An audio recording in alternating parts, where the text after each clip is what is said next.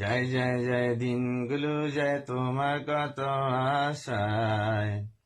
আমি জীবনে যা করেছি তা বুঝিনি আগে একটুখানি।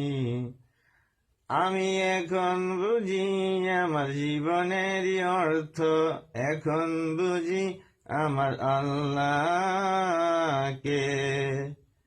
আমার আল্লাহ মালিক, আমার আল্লাহ খালিক, আমার আল্লাহ রাব্বুল আলামিন। তুলি দুই হাত করি মুনাজাত, করে দাও আমাকে মাফ।